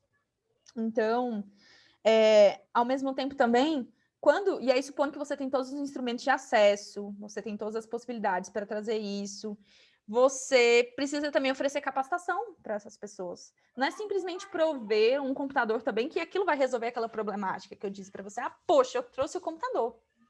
Trouxe para você o chip que está provendo internet para todo mundo, porque também teve um projeto, né, de trazer conexão de chips, não sei o quê, para todos os estudantes que estavam, um projeto do MEC. Mas isso não garante que você vai prover que o instrumento de acesso está resolvido, que a conexão e que o estudo, que o acesso ao conteúdo, ao conhecimento, ele vai ser provido. Então, por isso que, por exemplo, dentro das meninas digitais, a gente fala muito de capacitação, e durante esse ano, a gente conseguiu fazer algumas capacitações. É claro que a gente está capacitando ainda dentro, né, do ponto de vista de tecnologias da internet, mas olha a capacitação que a gente fez de produção de artes digitais. Porque nesse momento, a gente percebeu, né, o nosso público que acompanha, que está tudo online. Então, como que eles divulgam? Como que eles fazem as atividades? Então, para eles, foi muito interessante, fazendo uma pesquisa com o que eles queriam, que as mulheres queriam fazer, a gente acabou fazendo um curso de artes digitais, foi coisa simples, mas que as mulheres ficaram assim, oh meu Deus, agora eu sei fazer a minha própria arte. Então, trazer a capacitação também é empoderar pessoas, para que a gente possa ter, de fato, inclusão. Então, elas viam as coisas sendo produzidas, e quando a gente mostrou para elas como elas poderiam fazer, a gente trouxe. É claro que elas tinham os instrumentos de acesso, de uma forma geral, claro que são realidades e realidades, né? A gente conseguiu atingir quase 150 pessoas de, tipo, quase 15 estados. Então, ao mesmo tempo, essa questão da pandemia, da inclusão, alguns casos a gente pode trabalhar com isso, mas a gente pode ver os lados positivos e negativos, né? Então, sobre como que a gente pode fazer. E só deixando uns pontos aqui, igual falando sobre, a gente não tem instrumento de acesso. Hoje, inclusive, quando a gente está no modo normal, que não sei se é o novo normal, que normal que vai ser, mas geralmente nas escolas a gente pode, inclusive, trabalhar uma realidade que eu vim trabalhando em alguns projetos, que é trabalhar a questão da computação desplugada. Você não precisa ter, de fato, um computador para se entender sobre computação. Isso é uma realidade, uns estudos mais ou menos de 2006, que é do Tim Bell, que tem um livro, que ele fala como você pode executar atividades desplugadas para se ensinar computação para as crianças, para as pessoas. Ensinar, por exemplo, o que é um número binário, o que é esse 0 e 1, e aí sem ter um computador. Porque esse tipo de atividade acaba que você consegue falar de computação, por exemplo, né? Você poderia também trabalhar com ações relacionadas à internet, mas nesses momentos onde a gente não tem recursos, né, infraestrutura. E então, por isso que prover inclusão digital nem sempre também é trabalhar com um computador, né, para prover, você precisa ter acesso e tal. Você pode trabalhar com a inclusão digital das pessoas com outros tipos de mecanismos. Durante a pandemia, muito mais complicado. Mas a gente... e aí vem uma vertente nas escolas, tem vários estudos, se vocês estudarem sobre pensamento computacional e computação desplugada, que é como que você pode, por exemplo, ensinar para uma criança, para uma pessoa, pensamento computacional, como que você pode resolver problemas utilizando a lógica dos algoritmos, por exemplo, que é uma sequência de passos bem estruturados, abstrair o problema, dividir em partes menores. E aí você está estudando computação, você pode falar sobre as questões de internet e mesmo sem ter a conexão do acesso. É uma possibilidade. Mas é claro que seria muito mais interessante se a gente pudesse trazer os mesmos... se a gente tivesse os mesmos instrumentos para todo mundo, né? Se a gente tivesse nas salas de aula, os computadores todos bem equipados, acesso à conexão, onde todo mundo tivesse, seria o ideal perfeito. Mas, enquanto isso, diversos projetos vêm traçando outras situações. Bom, e aí, como eu falei, né, e a gente desenvolve isso dentro de alguns projetos, como Meninas Digitais no Cerrado, como esse núcleo de pesquisas que desenvolveu estudos sobre pensamento computacional, que é o NEPET, e eu fiz mais algumas ações assim relacionadas com projeto de pesquisa, extensão e ensino dentro do Campus Séries, né, que é o instituto que eu acabei fazendo na minha graduação. Então, há outras coisas, eu vou linkando aqui tudo que veio vindo, mas para terminar, que eu já estou falando demais. Por exemplo, quando o Caio falou sobre LGPD, o último evento que eu assisti sobre LGPD, para vocês terem noção, tinha 2 pessoas palestrando. E era uma equipe de consultoria de uma empresa super grande, super renomada. Quem estava palestrando?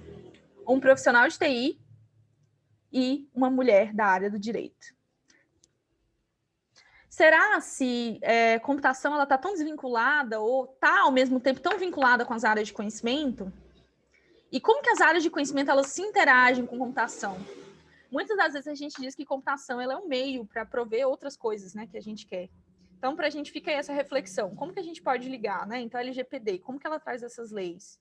Como que a gente pode, então, tentar trazer, vou fazendo um feedback aqui de uma forma geral, né? Usar a tecnologia de forma responsável e recobrar que a gente precisa garantir isso com qualidade.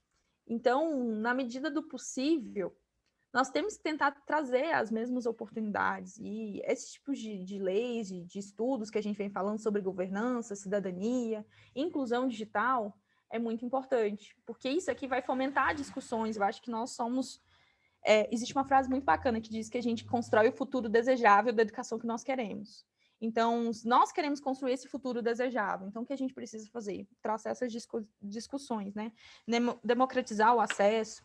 Existe, por exemplo, outros nomes que o Caio não falou, por exemplo, a RNP, que é a Rede Nacional de Pesquisa, que é responsável pelos primeiros estudos de internet no Brasil, de uma forma geral. E a RNP, ela que provém, por exemplo, o acesso à conexão à internet pelas universidades. A RNP também que provê o acesso... Não sei se vocês já entraram, por exemplo, na plataforma de periódicos CAPES. Então, quando você entra lá nos periódicos CAPES, é a RNP, que é a rede, né? Vou até mostrar aqui para vocês, se vocês já entraram. Quando você vai fazer o acesso, por exemplo, inclusive, tem como você fazer o acesso da sua casa para acessar os periódicos, todos disponíveis de todas as revistas, vocês, né, publicadores. E aí a gente acessa, por exemplo, o acesso CAF, dessa rede, né, Comunidade Acadêmica Federada, que é provido pela Rede Nacional de Ensino e Pesquisa, que é essa rede confederada, que é o RNP, que provê as pesquisas. A internet no Brasil, ela é feita dessas pesquisas científicas. Outro ponto, valorizem as pesquisas científicas nas universidades, porque o contexto de internet no Brasil a gente tem por conta da RNP de uma forma geral.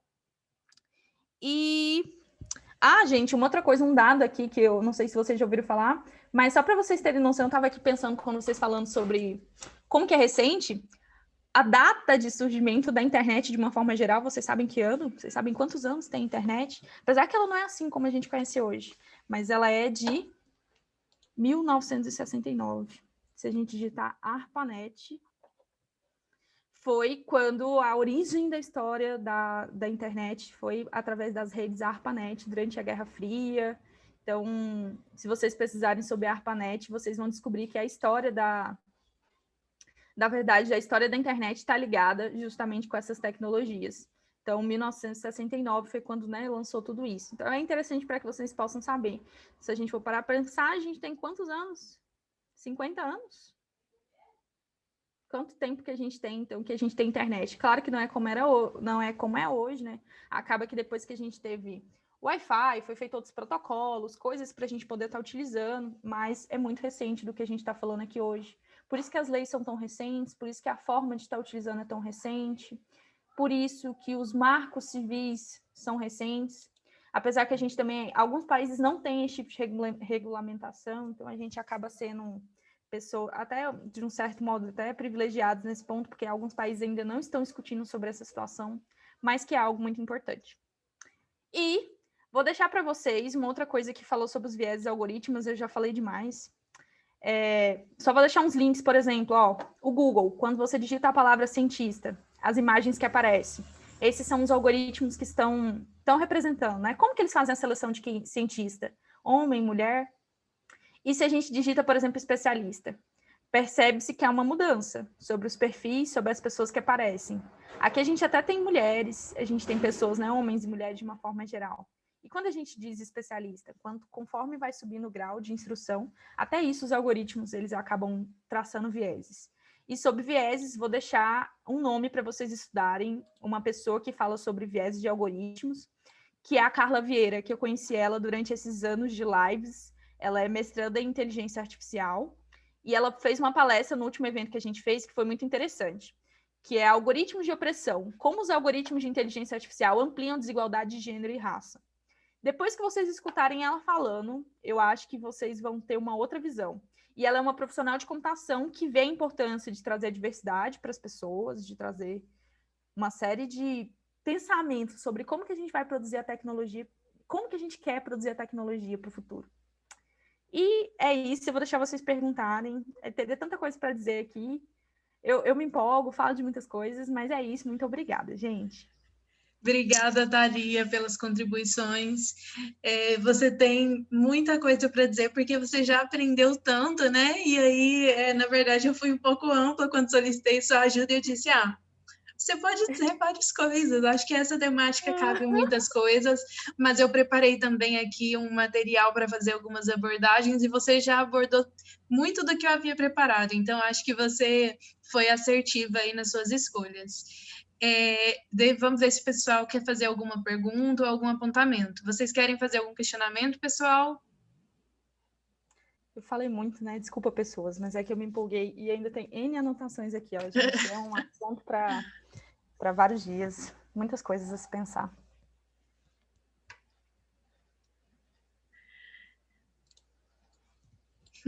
Pode abrir o microfone, Isadora. Você tá...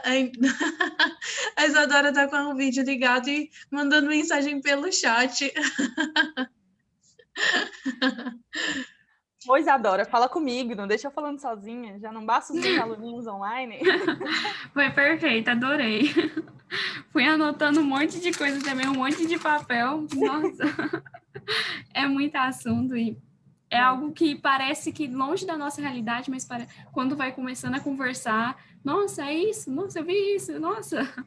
Sim, Adorei. eu não sei muita coisa. Pra vocês verem tanto que tá linkada. Não, mas é sério, tipo, quem é especialista nessas coisas aqui não sou eu. Mas você vê o tanto que tá linkado com o que a gente tá vivendo o tempo inteiro, sobre as nossas tomadas de decisões. Tem, inclusive, uns livros, gente, que fala sobre isso, por exemplo, sobre as questões de... eu vou mandar para vocês depois um monte de linkzinhos, assim. Manda lá o link. Mandar para todo mundo.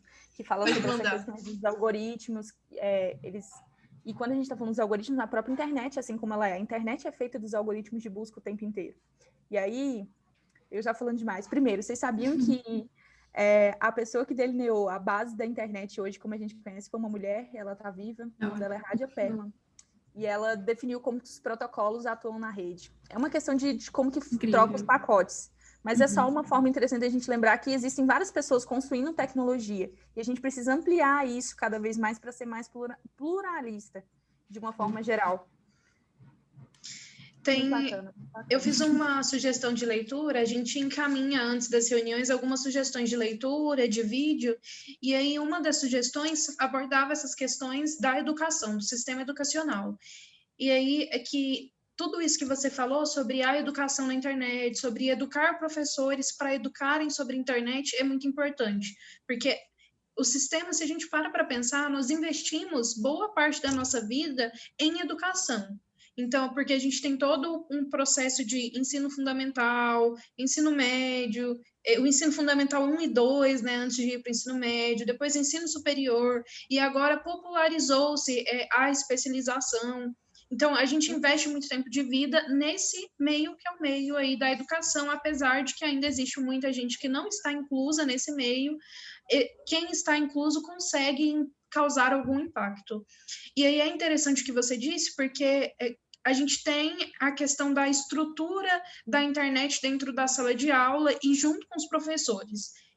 Em muitos sentidos, tanto no sentido de se existe estrutura para um ensino e um acesso e uma inclusão à internet, ao universo digital, como se existe também capacitação, como você disse, para esse acesso aí, para essa inclusão. E quando a gente pensa sobre esse acesso e sobre inclusão, eu vejo que há grandes desdobramentos, né? Eu acho que outra frase clichê, que o brasileiro não desiste nunca, né? Mas eu vejo o quanto esses professores hoje, eles tiveram que se desdobrar em N coisas para produzir conteúdo e prover acesso ao conhecimento hoje que a gente tem no meio da pandemia. Eu sou privilegiada totalmente, porque eu sou da área de computação, eu domino bastante as ferramentas, mas foram todos os dias aprendendo coisas novas que eu nunca tinha utilizado.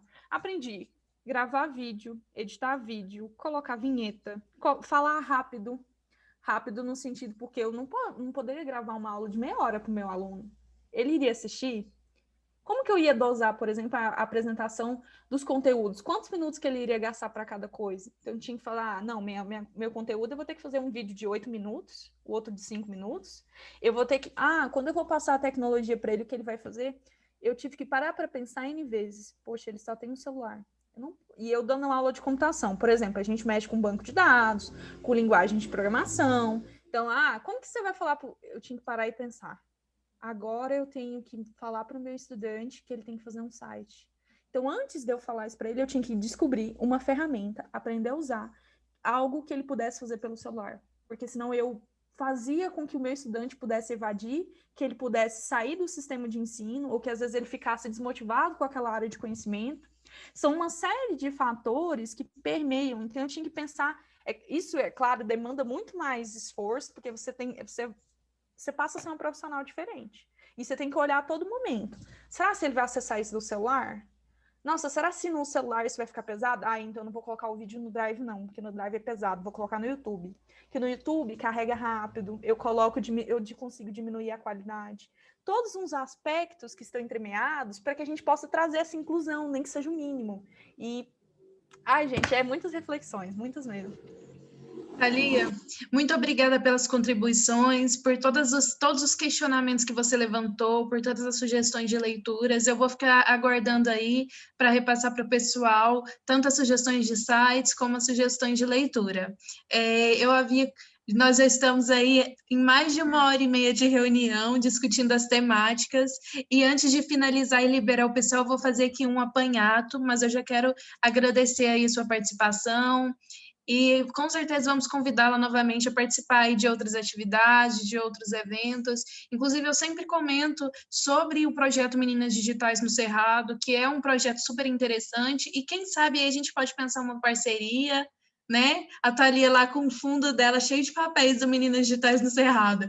Quem sabe a gente não possa combinar em uma parceria para reconstruir algo aí conjuntamente. Com certeza, pode contar comigo. A Denise é uma pessoa muito especial. Eu conheço ela só desde 2003, é um tempo bem recente, assim, quase quando a gente começou o acesso. Gente, a primeira vez que eu tive acesso a um computador foi em 2003, mesmo tempo que eu conheço a Denise. Mas é isso, muito obrigada mais uma vez. E estamos juntos, né? Juntos para o que a gente puder fazer, o que a gente puder trazer de melhoria no ponto de vista da educação, com certeza, estamos juntas mesmo. É isso aí, obrigada, Thalia. Pessoal, a gente vai encaminhando aí para já quase finalizar o nosso encontro. Eu tinha preparado aqui uma exposição, eu vou fazer um apanhado bem breve, eu acho que muito do que eu tinha preparado para dialogar com vocês já foi abordado aí na fala da Thalia, na fala do Caio. Isadora, você tinha encaminhado o link da presença, eu acho que, como nós já temos 1h30, talvez a gente já possa encaminhar, o que você acha? Porque daí nós já temos aí 1h30 de enfim, reunião, e aí quem tiver algum compromisso e tiver que se retirar e não puder ficar mais, já preenche. Ok. Eu vou compartilhar com vocês. Eu queria saber se vocês gostaram dos materiais que foram compartilhados com vocês por e-mail. Se vocês preferem, por exemplo, porque dessa vez vocês receberam vídeos e receberam também material escrito. Se vocês preferem continuar, se vocês têm preferência por vídeo ou por material escrito, para a gente ter noção mais ou menos de os materiais que forem direcionados para vocês. Alguém chegou a ler, a ver os vídeos? Denise, eu gostei muito dos vídeos, achei bem interessante, super dinâmico, né? Comparado com só leitura. Mas eu também senti um pouco de falta dessa leitura. Então, acho que pode, sim, ficar uma vez nos vídeos, outra na leitura, para variar. Eu acho interessante. Uhum. Obrigada, Natália. Alguém mais? Eu prefiro escrita. Não gosto muito, apesar dos vídeos ter sido bem interessante, eu não curto muito. Por quê? Porque eu gosto muito de anotar. Então, se eu ficar vendo muito, mas é minha opinião. Não, eu entendo. Eu também, no fim das contas, prefiro a leitura. Acho mais rápido até.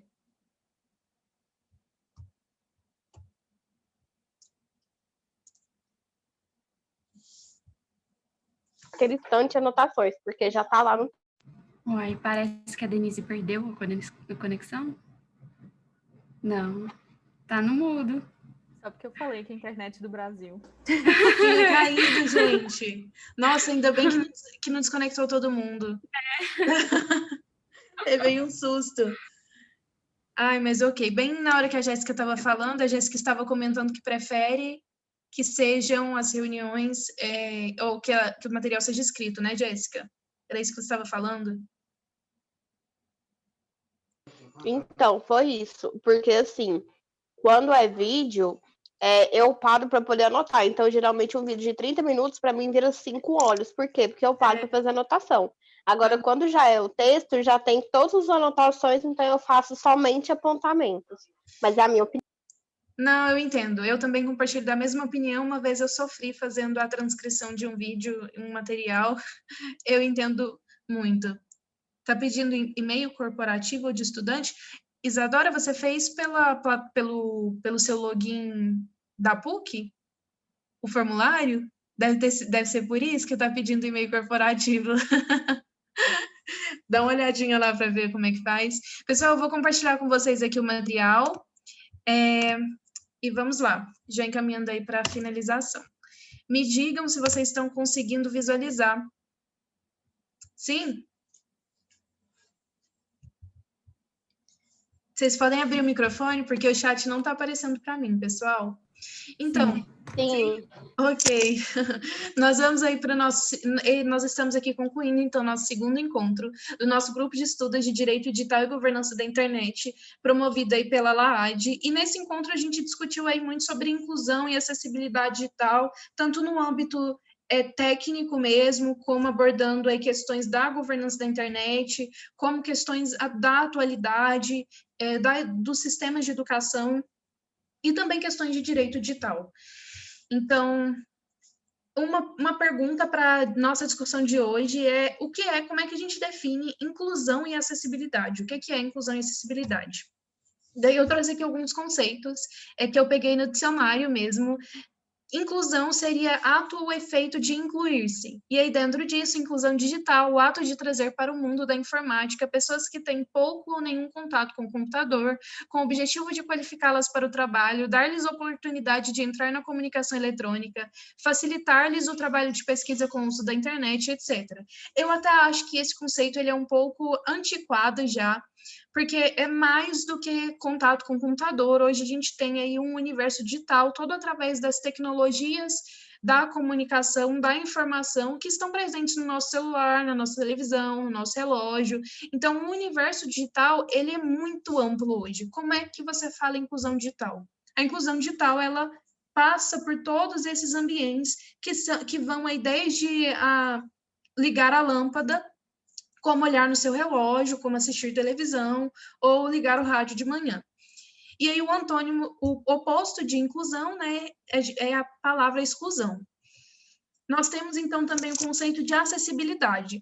Facilidade de acesso, qualidade do que é acessível, facilidade de aproximação, de procedimento ou de obtenção, sendo que a acessibilidade digital seria a eliminação de barreiras na web. O conceito pressupõe que os sites e portais sejam projetados de modo que todas as pessoas possam perceber, entender, navegar e interagir de maneira efetiva com as páginas. Sempre quando eu me deparo com a temática acessibilidade digital, eu penso naqueles debates sobre como as pessoas com algum tipo de deficiência, elas conseguem fazer a leitura dos portais. E, enfim, não só a leitura, né, mas a interação com os portais. Aquele vídeo, eu não sei se todo mundo chegou a assistir, mas aquele vídeo daquele rapaz que é cego e usa o Tinder, para mim aquele vídeo é ótimo. Adoro quando ele começa a ler as legendas dos perfis do Tinder, não sei aqui quem já usou o Tinder, mas o fato é, aquelas legendas, muitas das legendas, elas, através da leitura dele, da experiência dele, a gente consegue observar que ele não consegue identificar nada. Então, como é que uma pessoa cega vai utilizar o Tinder? É uma plataforma acessível? Pela experiência dele, pelo que ele fala, não parece ser acessível. Oposto de acessibilidade, então, inacessibilidade. E aí a gente entra nas discussões propostas, salvo engano, tinha um link lá para um texto, um PDF, tinha um PDF que era para estar no e-mail de vocês, mas não estava. Só para algumas pessoas o PDF foi enviado, mas de qualquer forma a gente faz a abordagem aqui para a discussão. Então, a gente falou um pouco sobre internet no Brasil, o Caio falou um pouco, a Thalia falou um pouco, sobre como é que se discute isso, como é que isso funciona, que até mesmo eles trouxeram um pouco dos aspectos históricos. E aí, uma coisa que eu queria abordar com vocês é sobre a questão da carga tributária sobre as telecomunicações no Brasil. A carga tributária, ou seja, os impostos, os tributos, eles existem com algumas finalidades. Uma dessas finalidades, algumas coisas, alguns tributos, eles existem de uma maneira mais massiva, mais opressiva, justamente com a finalidade de impedir ou de cercear a utilização de alguma coisa, como é o caso do cigarro, por exemplo. E a gente tem uma carga tributária sobre as telecomunicações que talvez seja alta demais. Então, o que é que se intenciona tendo uma carga tributária tão alta sobre telecomunicações? E aí isso é só um questionamento, não estou falando aqui de nenhum estudo que eu fiz, estou falando aí de um estudo que é estudo desenvolvido por outros, por terceiros. É uma carga tributária alta sobre telecomunicações e isso pode ser um impedimento no nosso desenvolvimento. Assim como, é claro, a nossa alta carga tributária, ela é um impedimento para várias outras coisas aí relacionadas especialmente ao universo do empreendedorismo, né? Não existe, nunca existiu, achei esse dado interessante, é um dado de uma pesquisa. Não existe e nunca existiu uma estratégia nacional de aproveitamento das TICs para acelerar o desenvolvimento social, econômico e político do Brasil. E aí, então, ele está falando das tecnologias. A única tentativa foi o Livro Verde, publicado pela MCTIC, e que nunca foi implementado. Lançado em 2010, o PNBL não inclui uma estratégia holística de aproveitamento das TICs, é limitado à expansão da banda larga. O que isso significa? Significa que não existem tantas estratégias efetivas a fim de expandir a utilização. Essa pesquisa ela não é de 2020, então existem algumas coisas que podem estar sendo implantadas agora, mas fazendo uma perspectiva, salvo engano, a data dessa pesquisa é de 2016 ou 2018, então pensando até esse período, que não é um período muito longo, enfim, não faz tanto tempo, até esse momento não existiam tantas estratégias a fim de implementar aí essas tecnologias e incentivar. Nós temos, como nós já discutimos aí no nosso encontro passado, algumas iniciativas de governos para melhorar, mas que não, enfim, não mudaram tanta coisa assim. Exclusão digital e educação, infraestrutura como condição primária. Então, a gente tem a questão da infraestrutura, né, como condição de uma melhoria, de uma inclusão digital, tanto no sentido de que nós não temos aí uma comunicação no sentido macro como no sentido micro. Vejam, a dimensão macro da infraestrutura é entendida como superestrutura da comunicação em rede, ou seja, satélites, cabeamento de redes em fibra ótica, empresas de distribuição e outros. E a dimensão micro são os aparelhos que a gente utiliza. Então, a gente tem essas duas dimensões de infraestrutura quando se trata de inclusão digital. Tanto a gente tem que pensar na estrutura para o todo, para o coletivo, como tem a estrutura dos individuais, dos indivíduos. Então, qual é a estrutura do todo? Como a internet chega até nós, é essa estrutura macro. Estrutura micro é como nós recebemos e acessamos essa internet. Então, e aí a gente tem esses dois problemas que, tanto como a Thalia já falou, como a Thalia já levantou, um problema macro, que é no sentido de nós não temos uma distribuição tão boa de internet, e aí isso, acessando outras pesquisas, vocês conseguem notar, nós não temos tanta, isso, comparado com países em desenvolvimento como nós, nossa estrutura não é tão boa como poderia ser e como a de outros países é, a estrutura macro. E a estrutura micro também não hoje está mais fácil o acesso a um celular, a um computador, mas isso não significa que está tão popularizado no sentido de que ainda tem muitas pessoas que não têm acesso. Estou vendo que vocês estão mandando mensagens no chat, mas não estou conseguindo visualizar. É sobre o formulário, eu envio um novo link. Ah, tá bom. Aí quem não conseguir preencher pode ir mandando que eu vou respondendo. Tranquilo. Dar um novo... E aí uma das propostas de um dos autores, o que ele fala é que nós precisamos dar um novo contorno à própria educação. Então, ele cita um autor falando que não é suficiente investir apenas na estrutura física com a criação de laboratórios de informáticas, se não se investir na formação de professores. Justamente aquilo que a Thalia falou, a gente precisa, além de investir na estrutura macro e micro, a gente precisa também dar um novo contorno ao sistema educacional, investindo aí em formações e em capacitações. E aí eu coloquei aqui uma pergunta para vocês, que é: de quem é a responsabilidade por uma internet mais acessível e inclusiva? E aí, nesse momento, eu queria ouvir vocês. De quem que é a responsabilidade por uma internet mais acessível e inclusiva?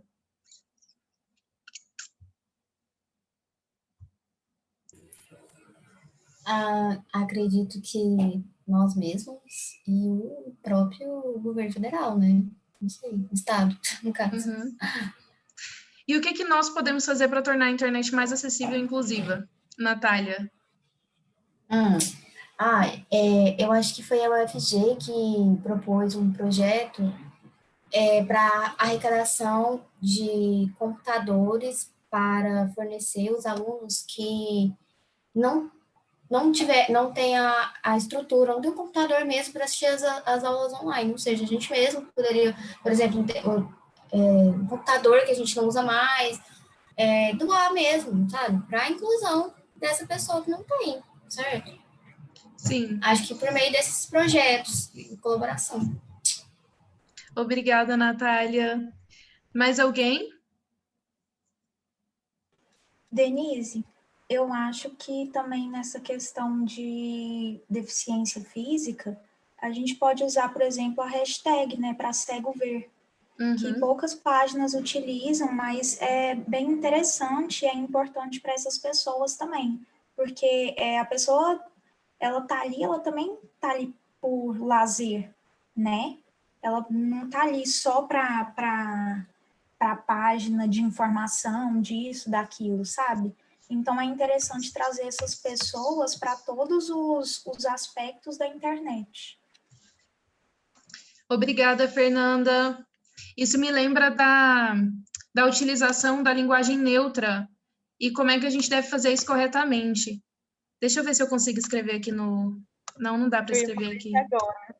Gente, só cortando aí, gente, não usem o X ou o arroba, por exemplo, porque quando a gente está, por exemplo, softwares que vão fazer a leitura de textos para pessoas, por exemplo, cegas, de textos que estão disponíveis, por exemplo, até mesmo no Word. Então, ele vai pronunciar aquilo para que a pessoa saiba o que está ali. Se você colocar o X ou o arroba, ele não entende. Então, tá lá todo né, que a gente pensa, né, com o X lá, ele não entende e ele não consegue pronunciar. Então, isso é um problema. O arroba também, ele pensa que é um caractere especial. Então, ou a gente flexiona tudo, por exemplo, todas e todos, ou a gente usa para todos vocês, ou para vocês, tenta mudar a contextualização da frase, porque senão a gente pensa que a gente está incluindo, mas ao mesmo tempo a gente está excluindo algumas pessoas. É isso que a Denise estava falando. Até mandar uma Sim. matéria aqui bem interessante para vocês lerem. Justamente, Thalia, é isso mesmo. Mais alguém? Denise, eu acho bastante interessante a gente trazer também não só a questão da acessibilidade, e sim como é feita essa acessibilidade. Eu me lembro de um trabalho que eu fiz, né, juntamente com a UVG, que eu trabalhei, se eu não me engano, o nome era Inclusão Digital. Eu trabalhei com vários idosos e, tipo assim, é meio estranho você pensar que uma pessoa não saiba mexer no celular, que uma pessoa não saiba entrar no Instagram, não saiba entrar no Facebook. Então, assim, para mim foi uma coisa que me marcou bastante. Por quê?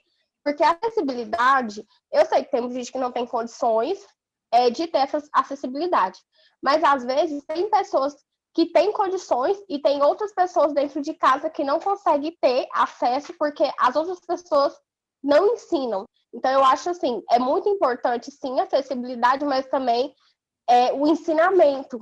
Porque, como se diz, quando você fala de digital, a pessoa ser digital é uma coisa, eu acho, de muita responsabilidade, porque é grande, é muito acesso. Então, tem que haver uma pessoa que passe isso para você, um idoso que eu trabalhei.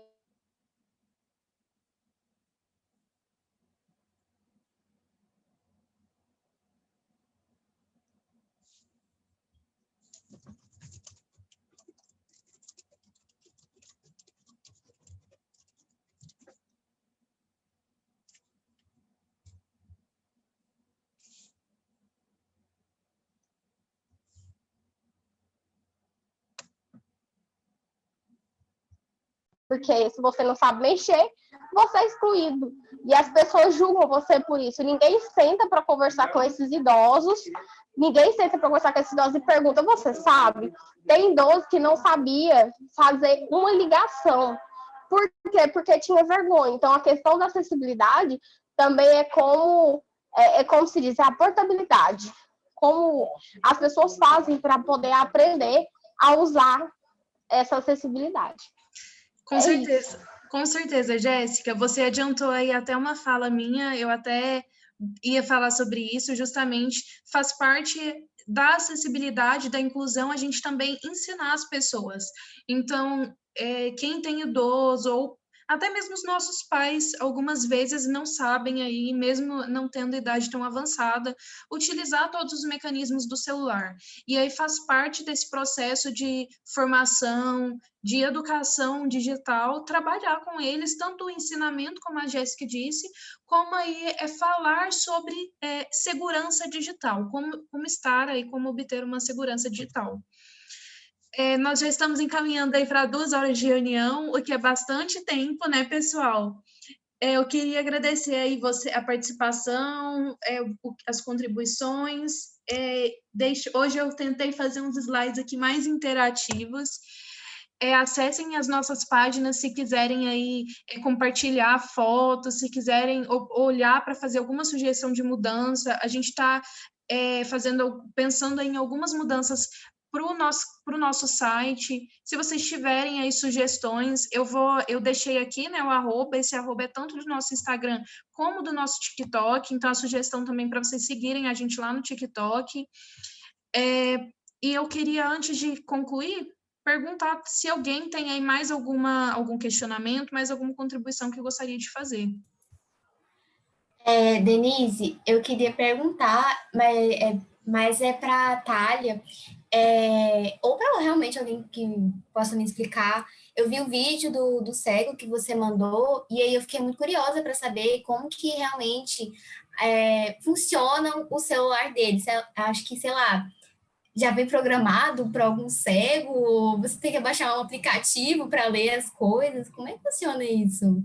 Natália, na época que eu era monitora na PUC, tinha um aluno que ele era cego e aí ele utilizava um aplicativo que era um leitor. Então, por exemplo, ele usava o WhatsApp, ele usava as redes sociais e aí o aplicativo fazia a leitura. E existem, eu não sei te falar, mas deve existir celulares que já venham aí com configurações específicas. Alguém sabe? Alguém tem essa informação? Pessoal, os celulares Android, se você apertar o botão iniciar 2 vezes, aqueles que tem botão, né? Apertar o botão iniciar 2 vezes, entra no modo acessibilidade. Sem contar também que caso você não tenha aquele botão iniciar, né, para clicar 2 vezes, bem rápido, você pode entrar em configurações e na função acessibilidade, que todos os cliques que alguém faz no celular, há a voz de comando para que a pessoa exerça algum tipo de movimento ou algo do tipo. Se vocês quiserem se inteirar mais também, tem aplicativos específicos onde a gente pode fazer o papel do leitor. Então, existem, apesar da opção de acessibilidade do celular, para algumas coisas há necessidade de leitores específicos, como, por exemplo, livros, ou imaginem a seguinte situação: existe um cego está em casa e ele quer escolher uma roupa e ele quer saber se combina. E aí tem um aplicativo que eu não me recordo o nome agora, eu posso até olhar e enviar para vocês depois, que você faz o seu cadastro como uma pessoa que vai ajudar pessoas que têm deficiência visual. Então, a pessoa que tem deficiência visual, ela faz uma ligação através do aplicativo, e aí você que tem a condição de visualizar, que não tem nenhum tipo de deficiência visual, você vai ajudar essa pessoa que é deficiente visual. Então, é uma forma de incluir não apenas no universo digital, mas de incluir em muitos outros ambientes. É um aplicativo bem interessante, e é bem difícil você receber chamada, porque tem muitos voluntários cadastrados, mas eu acho muito bacana a utilização. E, aproveitando que a gente está falando sobre deficiência visual, o Brasil é um desestimulador de mecanismos de acessibilidade para deficientes visuais, a começar pela produção de livros, que existe uma proibição a respeito da venda dos livros que tem, como é o nome? Aqueles livros que em braille, os livros, eles não podem ser vendidos, apenas doados, e aí isso é um desestímulo, qual empresa vai querer produzir, é um livro caríssimo, enfim, existe todo um problema de regulamentação. Então, o aspecto relacionado à acessibilidade e à inclusão, em muitos âmbitos, inclusive em se tratando de direito digital, precisa ser repensado.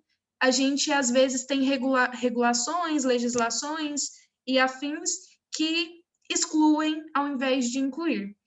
Então, é isso. Antes de finalizar a nossa reunião, eu gostaria de pedir para vocês ligarem as câmeras de vocês. Se a Isadora quiser aí, dar algum recado, falar mais alguma coisa.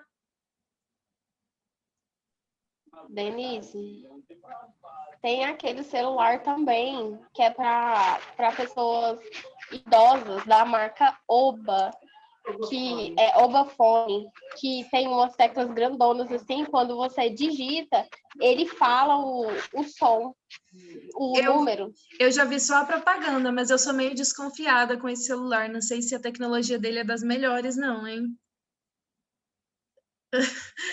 Vamos ligando as câmeras aí pra gente tirar foto, pessoal. No caso, eu sei porque o meu pai tem, entendeu? Então, tipo assim, que ele me enxerga muito bem. Então, assim, pelo menos para ele funciona. Então, é uma pessoa que teve experiência positiva. Eu não conhecia, mas achei legal. Bacana, Jéssica.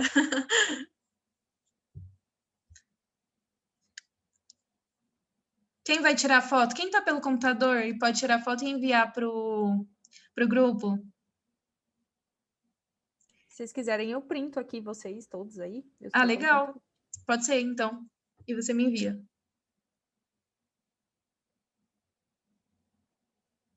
Pera aí, gente. Preparem-se. Pera aí que eu vou salvar o arquivo com qualidade, porque se eu mandar no WhatsApp fica ruim aí para postar. Esse povo de informática é difícil, né?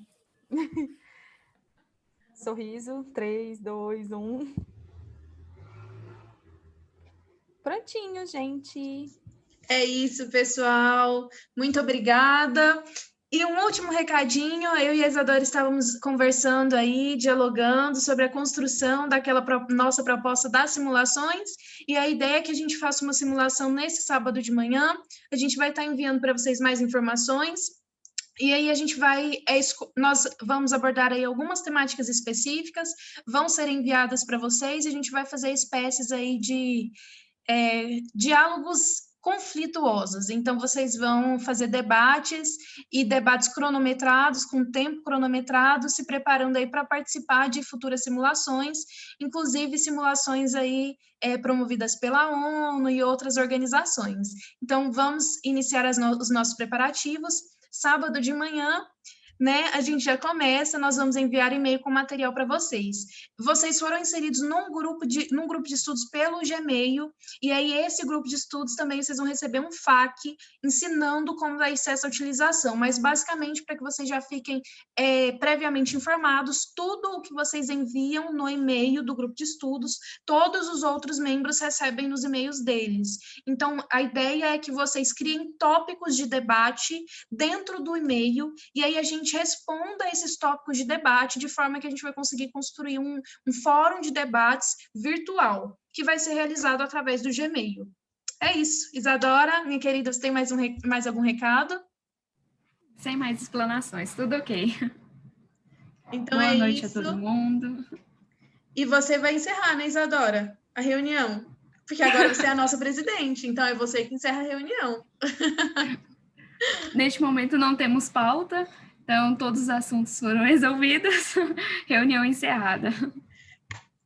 Obrigada, pessoal. Obrigada, Thalia. Obrigada Obrigada a todo mundo que contribuiu e participou. Até mais, pessoal. Beijo.